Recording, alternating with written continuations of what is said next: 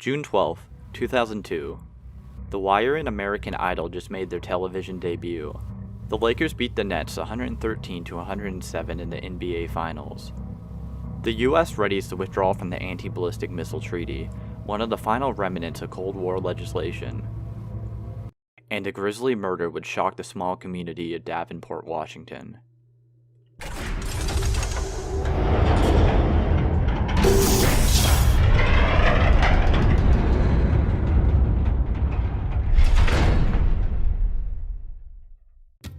(1962) Tensions were heated between the United States and Soviet Russia, so the U.S. commissioned a matrix of nuclear armaments all across the United States, heavily clustered outside of dense cities that were considered a high-priority nuclear target.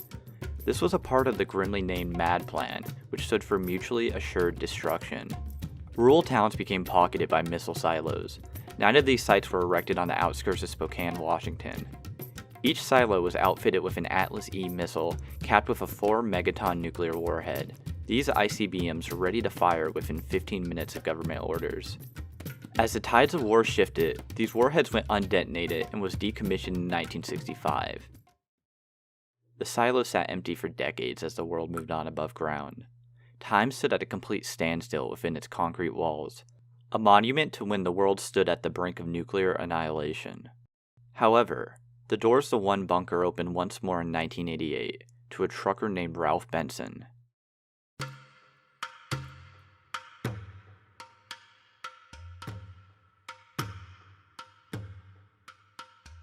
Locals would describe Ralph Benson as a recluse. After a messy divorce helped dissolve his trucking company and estrange his 2 children, Ralph opted to reject society altogether. He sought serenity, total isolation, so perhaps that's what drove him to purchase Site 6 for a total sum of $32,500.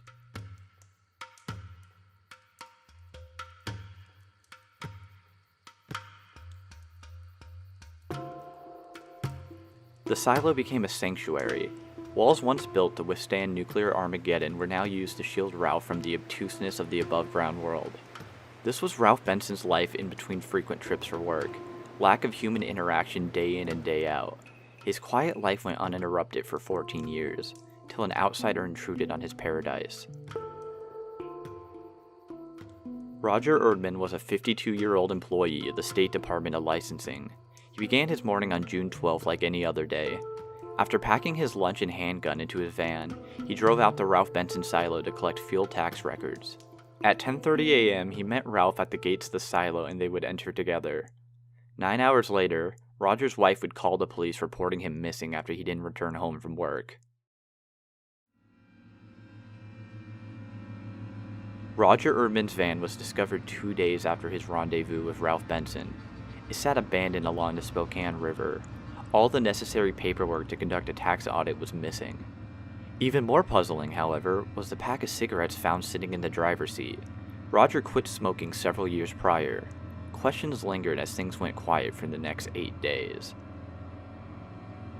June 22nd. Roger Erdman's torso was discovered in a ditch 25 miles from Spokane. His head and limbs were missing. Even more disturbing, as one medical examiner noted, was the unusual precision that Roger's body was dismembered with.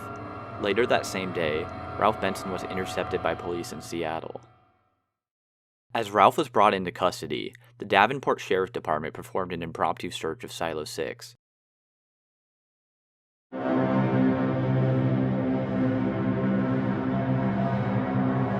Empty blackness greeted the officers as they cracked open the bunker's doors. Thick, concrete walls buried under tough soil gave the silo the oppressive feel of a cave. Tiny flashlights illuminated the endless dark halls. Tensions rose as they blindly turned each corner. At last they came across a concrete pit, and a scene from a horror film. A faded trail of blood leading to a stagnant pit of water. A mop still stained red. Various tools of cutting and dismemberment hastily cleaned. And a cache of unregistered firearms. Ralph Benson was immediately brought into custody. As news of the raid spread, many were quick to point out the disturbing similarities to another case 14 years prior. John Dietz was heading home after a long trucking job. It was several days after Christmas in 1988, and he was eager to return home to Spokane. John drove a brand new $10,000 big rig. It was a recent purchase that any fellow trucker would envy. As he reached the outskirts of the city, he would call his family to let them know he would be home soon. This would be the last anyone would ever hear from John Dietz. John's fate was left up in the air for about 2 years. His abandoned freight would be found discarded at a gas station, but the expensive front cab was still missing. 1991. A former coworker of John Dietz would call the police after seeing John's truck being driven around Portland. It was unmistakable, besides its hasty new paint job, which read Benson Trucking. Police tracked Ralph down to a property he owned in California and apprehended him. The truck was confirmed to have belonged to John Dietz. Silo 6 was searched, where authorities discovered 3 other stolen vehicles with their registration numbers scraped off. Stashed away deeper in the silo was John Dietz's missing license plate. No body was found, so Ralph Benson was only charged with first-degree possession, landing him 9 days in jail with no fine. To this day, no one knows where John's body rests. Ralph Benson is cornered, with a mountain of incriminating evidence against him and more pieces of Roger being discovered every day. He still maintains his innocence. Ralph lawyers up and stays silent, so investigators continue searching his property. More blood is discovered in Ralph's Cadillac, a DNA match to Roger. They conclude Ralph used his Cadillac to move the body. A single bullet hole is found in a cardboard box in the silo. Nearby rests the fuel tax papers Roger came to serve. The picture is clear. This, what investigators concluded, was the shell that took Roger Erdman's life.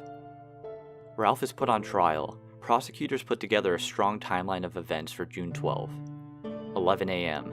Ralph shot Roger shortly after entering the silo. He positioned the body onto a table and proceeded to remove the limbs and head of Roger Erdman. Ralph then disposed of Roger by loading the body into his Cadillac and disposing it piece by piece along the back roads of Cheney. Next, Ralph abandoned Roger's van in Spokane, leaving behind a pack of cigarettes on the passenger seat. Ralph went to a motel, cleaned up, and hailed a cab back to the silo. Investigators believe the killing was prompted by anti-authorial beliefs. The slow death of his business left him sour to government regulations. After years of fuel tax fraud, Ralph felt cornered when Roger began investigating him. Cornered enough that the only way out would be through bloodshed. This wouldn't be enough to solve Ralph's problems.